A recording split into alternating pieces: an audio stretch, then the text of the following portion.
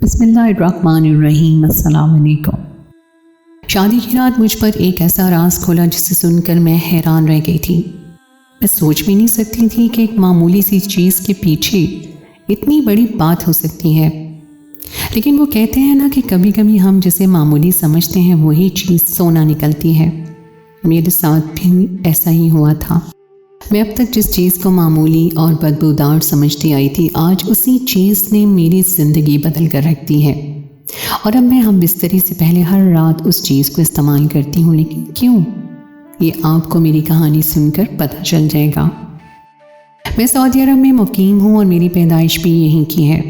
लेकिन अपनी ज़िंदगी के 14 साल यहाँ गुजारने के बावजूद भी बहुत सी चीज़ें ऐसी थीं जो मेरे लिए बिल्कुल नई थीं, क्योंकि मेरा घर से निकलना और मिलना जुलना बहुत ही कम था।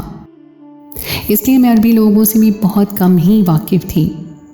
इकलौते होने की वजह से सब ने मुझे हाथ का छाला बना कर रखा था।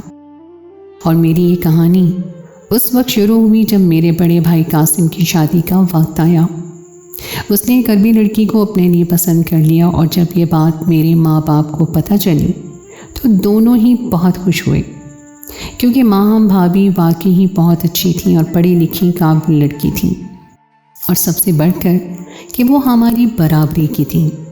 देखते ही देखते मेरे भाई की धूमधाम से शादी हुई और शादी में कई तरह की अजीब व गरीब रस्में भी हुई जो खालिस्तन अरबी लोगों में होती हैं। और मैं माँ भाभी को रुखसत करवा कर ले आई।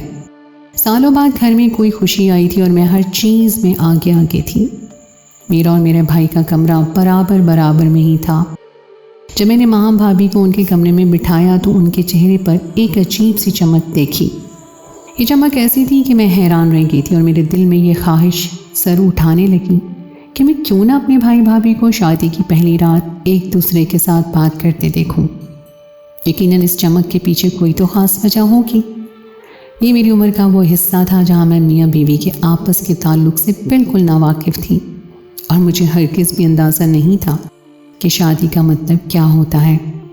मैं तो बस यही सोच कर उन दोनों को देखना चाहती थी कि वो कौन सी बात है जिसकी वजह से माँ भाभी इतनी खुशी खुशी अपना घर छोड़कर भाई के साथ चली आई हैं।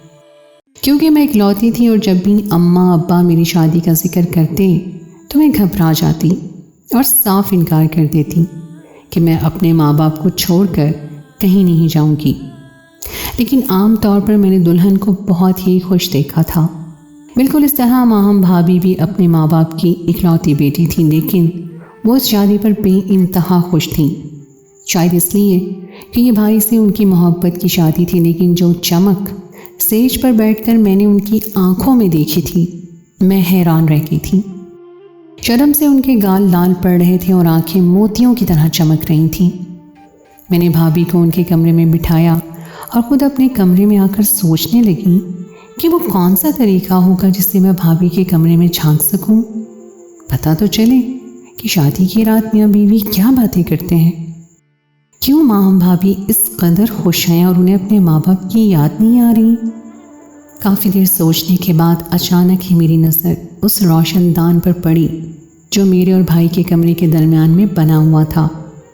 अमूमन दो कमरों के दरमियान ऐसे रोशनदान नहीं होते, लेकिन ये रोशनदान उस वक्त खोला गया था जब कोरोना वायरस आया था और मेरे भाई को मामूली सा नज़ला ज़ुकाम हुआ था तो उन्होंने एहतियातन ख़ुद को कमरे में बंद कर लिया था।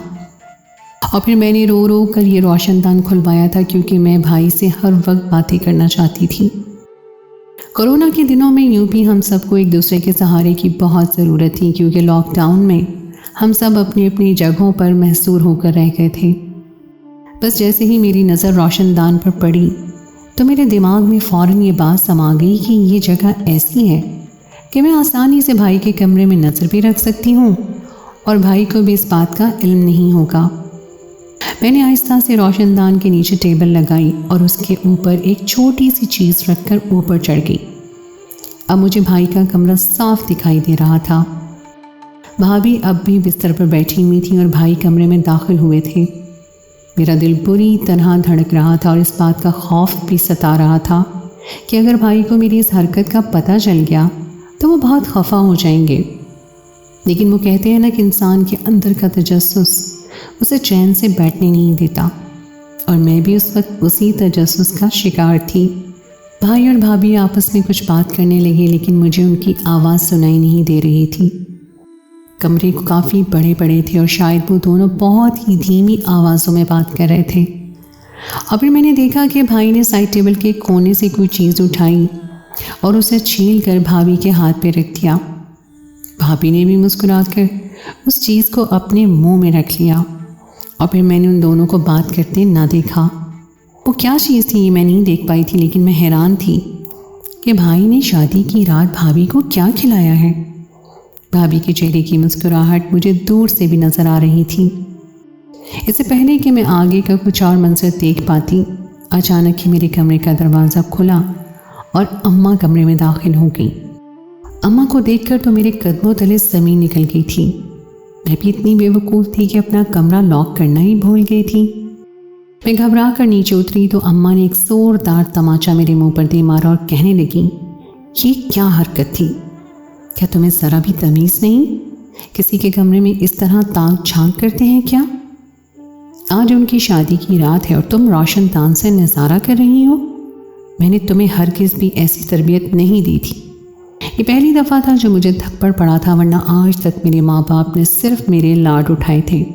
मैं ज़ारों कतार रोने लगी और अम्मा से कहा कि मेरा कोई गलत इरादा नहीं था, मैं तो बस ऐसे ही भाभी को देखना चाह रही थी, वो आज बहुत खूबसूरत लग रही थी। अम्मा ने सख्ती से मुझे हिदायत की कि आइंदा मैं हरगिज़ भी उस रोशनदान से झांकने की कोशिश ना करूं। वो मुँह ही मुँह में कह रही थी कि मुझे पहले ही ये रोशनदान बंद करवा देना चाहिए।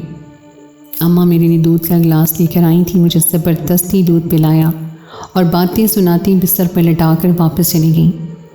और मैं ये सोचने लगी कि भाई ने भाभी को क्या खिलाया था, उनके कमरे में क्या हो रहा था।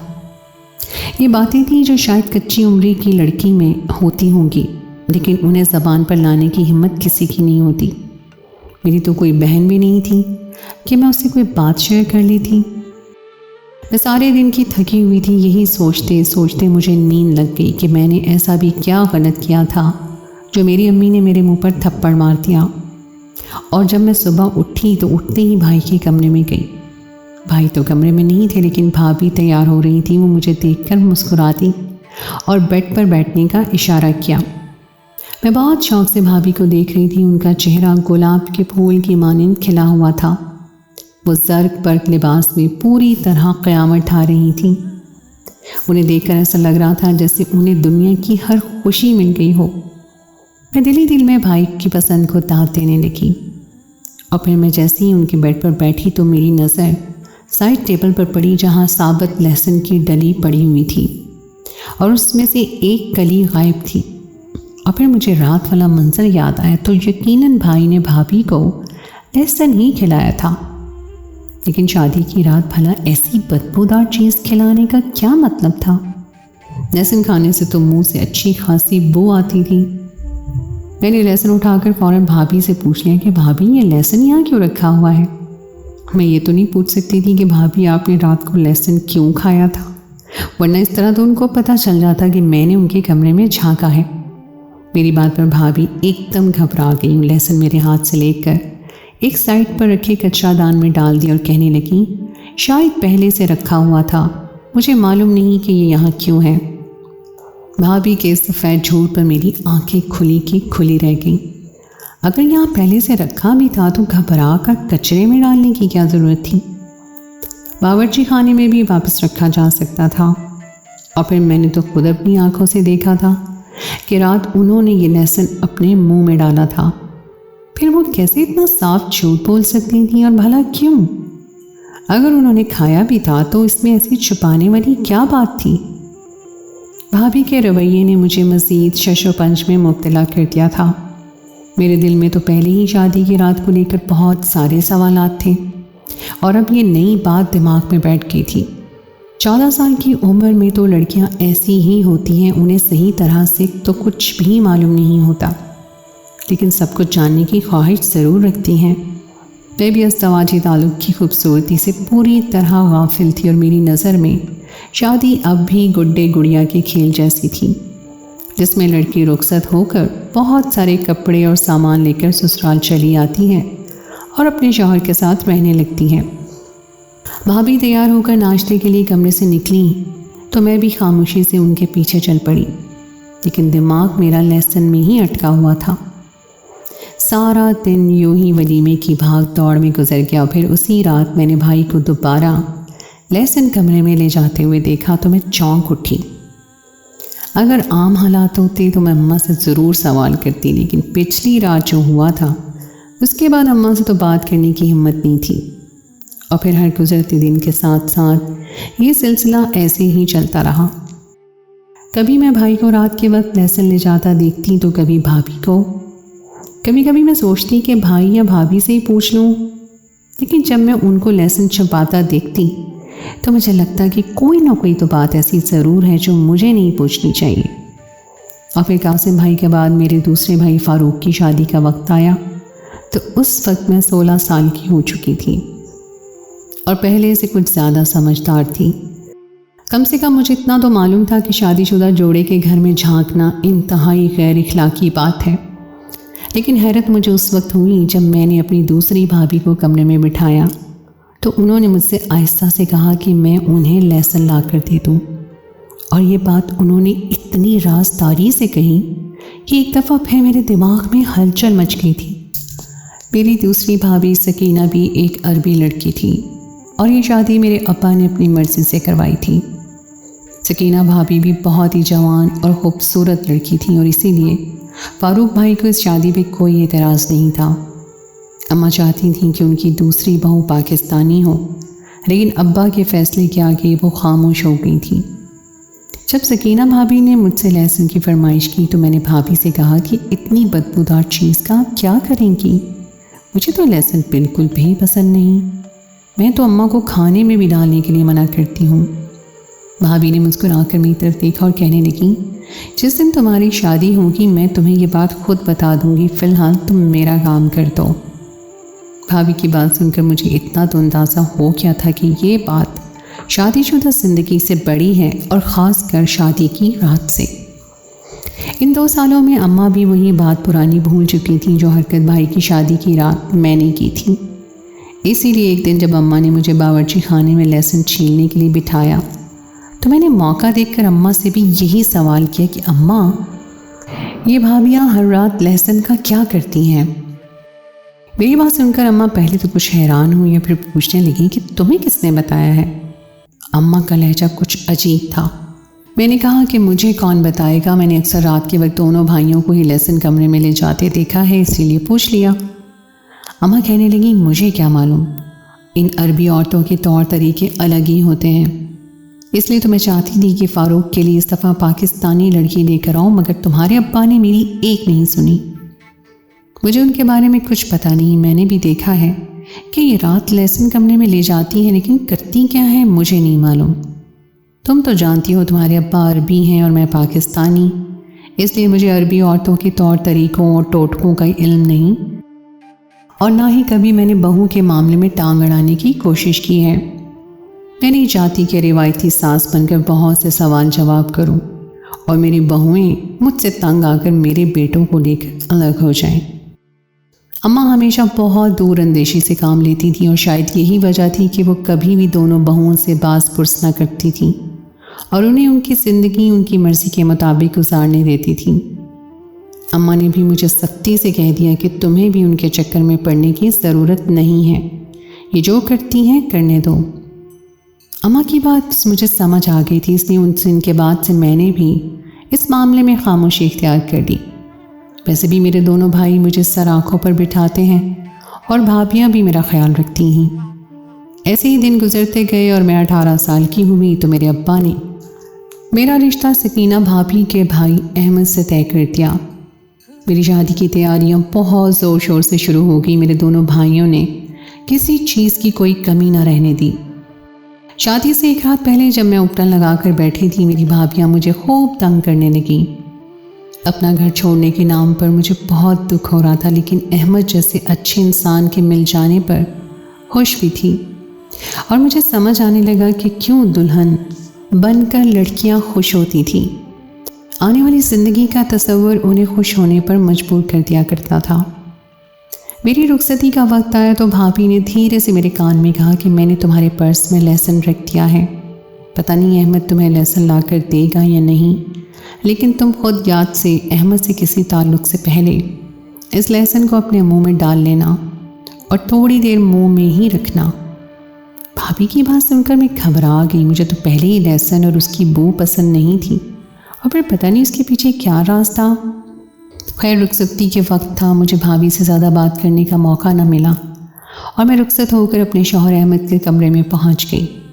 अहमद भी एक अरबी मर्द था। वो मेरे पास आया और मोहब्बत का इजहार करते हुए एक खूबसूरत तोहफ़ा मुझे दे दिया। और फिर जैसे ही वो मेरे करीब हुआ तो मैंने उसे बताया कि भाभी ने मुझे लहसुन मुंह में रखने को कहा है।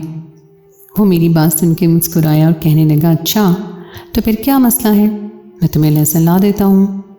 मैंने फ़ौरन कहा कि लहसुन तो भाभी ने मुझे दिया है, लेकिन मुझे लहसुन की बू पसंद नहीं है। मेरी बात पर अहमद मुस्कुरा दिया और कहने लगा कि हर बात में पसंद या नापसंद नहीं होती, बल्कि कुछ चीज़ें हमारी भलाई के लिए होती हैं, इसलिए हमें पसंद या नापसंद को छोड़कर वो काम कर लेना चाहिए जिसमें हमारी भलाई हो। जब जब तुम मेरे साथ ताल्लुक़ कायम करना चाहोगी तब तब मैं यही चाहूँगा कि तुम लहसुन का इस्तेमाल करो। वैसे भी अरबियों में ये बात बहुत आम है। मैंने हैरानगी से उसे पूछा कि भला हम दोनों के रिश्ते से लहसुन का क्या ताल्लुक़। मेरी बात सुनकर अहमद ने मुझे हैरत से देखा और कहने लगा कि क्या तुम्हें मालूम नहीं, तुम लोग भी तो अरबी ही हो ना। मैंने अहमद को बताया कि अब्बा तो अरबी है लेकिन अम्मा मेरी पाकिस्तानी है और इसलिए उन्हें अरबियों की बहुत सी बातों का इल्म नहीं है। क्योंकि अम्मा सालों से यही मुकीम है, इसलिए वो भी अरबी औरतों के रंग में ढल गई हैं और बहुत ही कम लोग ये जानते हैं कि मेरी अम्मा का ताल्लुक़ पाकिस्तान से है। अहमद को ये बात सुनकर काफ़ी हैरानगी हुई कि मेरी अम्मा अरबी नहीं है, क्योंकि अम्मा की अरबी बहुत अच्छी थी और लगता ही नहीं था कि वो पाकिस्तानी है। अहमद कहने लगे कि शायद इसलिए तुम्हें ये बात मालूम नहीं है और हो सकता है कि तुम्हारी अम्मा भी इस बात से बेखबर हों कि अरबी औरतें मुबाशरत से पहले लहसुन का इस्तेमाल करती हैं। और फिर अहमद ने एक ऐसी बात बताई जिसे सुनकर मैं तंग रह गई। ये बात मैंने आज से पहले कभी नहीं सुनी थी। अब मुझे समझ आ रहा था कि क्यों मेरी भाभियाँ मुझसे ये बात छुपाया करती थी, क्योंकि उस वक्त कम उम्र थी और ऐसी बातें मेरे हक़ में बेहतर नहीं थी। कुछ बातें अगर उम्र के साथ ही पता चले तो इंसान की मासूमियत बरकरार रहती है और यही वजह थी कि शादी होने के बाद मेरे चेहरे पे मासूमियत और नरमी थी। वरना जो लड़कियां पहले से ही ऐसी बातों में पड़ जाती हैं उनके चेहरों पर सख्ती आ जाती है। गो कि मुझे लहसुन की बू बिल्कुल भी पसंद नहीं थी, लेकिन अहमद से पूरी बात जानने के बाद मैंने खुद से ही लहसुन निकाला और एक छोटी सी कली अपने मुंह में दबा ली, क्योंकि यह हमारे रिश्ते की खूबसूरती को बरकरार रखने वाली थी। शादी की रात मेरी ज़िंदगी की बहुत खूबसूरत तरीन रात थी और सुबह के सूरज के साथ मेरे चेहरे पर वही लाली और ख़ूबसूरती छाई हुई थी जो मैंने भाभी के चेहरे पर देखी थी। नाश्ते पर दोनों भाभियाँ मुझे लेने के लिए आईं तो मुझे खुश और मुस्कुराता देखकर वो भी बहुत खुश हुई और मुझे गले से लगाया। और फिर भाभी की नज़र मेरी साइड टेबल पर पड़ी लहसुन की डली पर तो वह हंसकर कहने लगी, चलो आज तुम्हें भी इसका राज पता चल ही क्या। मैंने शर्मिंदा होकर जल्दी से उसे एक कोने में उठाकर रख दिया और भाभी से कहा कि मुझे नहीं मालूम कि ये यहाँ क्यों है। मेरी बात पर भाभी ने एक ज़ोरदार कहका लगाया और मुझे गले से लगा लिया। वापसी के सारे रास्ते में यही सोच रही थी कि किस तरह लड़कियाँ अपने माँ बाप को छोड़कर अपने शौहरों के साथ नई ज़िंदगी में एडजस्ट कर जाती हैं और शौहरों की खुशी के लिए हर वो काम कर लेती हैं जिसे वो पहले नागवार समझती हैं। मैंने भी शादी की रात अपने शौहर की खुशी के लिए बहुत आराम से लहसुन अपने मुंह में रख लिया था, जबकि पहले मुझे लहसुन हरगिज़ भी पसंद नहीं था। मेरे शौहर अहमद ने मुझे बताया था कि अरबी औरतें अपने शौहरों की खुशी के लिए ये काम करती हैं, क्योंकि लहसुन खाने से इंसान में ऐसी खूबियाँ पैदा हो जाती हैं कि वो अपने शौहर को बहुत देर तक खुशी का एहसास फराहम कर सकती हैं। मियाँ बीवी का अज़दवाजी ताल्लुक़ बहुत ही खूबसूरत होता है, क्योंकि लहसुन खाने से औरत में मोहब्बत के जज्बात ज़्यादा बढ़ जाते हैं। वो एक दूसरे के लिए सुकून और खुशी का बाइस बन जाते हैं। थोड़ी देर लहसुन को मुंह में दबा लेने से बातों में भी वक्फा आ जाता है और मुबाशरत के दरमियान तो बात करने की वैसे भी ममानत है। इसी तरह एक तीर से दो शिकार हो जाते हैं। मुबाशरत के दरमियान मियाँ बीवी एक दूसरे से हम कलाम भी नहीं होते और उनके जज्बात में भी इजाफा हो जाता है। बहुत कम लोग लेसन की इस खूबी से वाकिफ़ हैं, लेकिन अरबी औरतों को इसकी अहमियत का बखूबी अंदाज़ा है। ये तो लेसन वैसे भी बहुत सारे फ़वाइद रखता है। कोलेस्ट्रॉल कंट्रोल करता है, जज्बात को बढ़ाता है और इंसान के दिमाग को भी तेज़ करता है। लेकिन अरबी औरतें इसे ख़ास कर अपने शौहरों की खुशी के लिए इस्तेमाल करती हैं। ये बात जानकर मैं काफ़ी हैरान भी हुई थी और मैंने भी अहमद की खुशी और हमारे रिश्ते की मजबूती के लिए लहसुन की एक कली को मुंह में रख लिया था। कभी कभी एक छोटी सी चीज़ भी बहुत सारे फ़वाइद पर मुश्तमिल होती है, लेकिन हम इंसान इस बात से बेखबर होते हैं और उसे कचरा समझते हैं। अब यही देख लीजिए, एक छोटे से लेसन में कितने ज़्यादा फ़वाइद हैं और अगर हर शादीशुदा औरत इसे इस्तेमाल करे तो उसकी ज़िंदगी खुशगवार तब्दीलियों में रोनुमा हो सकती है। मेरी और अहमद की शादी को 6 महीने होने वाले हैं, लेकिन हर रात ऐसा ही लगता है जैसे ये हमारी शादी की पहली रात है। मैं अहमद को अपनी मोहब्बत से पूरी तरह ज़ेर कर चुकी हूँ और वो भी मेरे साथ बहुत खुश हैं। क्या आप लोगों को मालूम था कि एक छोटी सी लहसुन की कली इंसान के जज्बात के लिए किस कदर अहमियत रखती है? क्या आप लोगों ने भी लहसुन को अपनी रोज़मर्रा की ग़िज़ा में शामिल कर रखा है या इसी तरह का कोई फ़ायदा हासिल कर रहे हैं? कमेंट्स में अपने तजुर्बात ज़रूर शेयर कीजिएगा। तो दोस्तों, ये थी मेरी आज की कहानी। उम्मीद है आपको आज की कहानी पसंद आई होगी। कहानी अच्छी लगे तो उसको लाइक ज़रूर कीजिए, अपने दोस्तों के साथ शेयर कीजिए। अगर आपने अभी तक मेरे चैनल को सब्सक्राइब नहीं किया तो उसको फ़ौरन सब्सक्राइब कर लीजिए। साथ ही लगे बेल के बटन को भी प्रेस कर दें ताकि आपको मेरी आइंदा आने वाली कहानी का नोटिफिकेशन बर वक्त मिल सके। अगली कहानी तक के लिए मुझे दीजिए इजाज़त। खुदाए पैमान।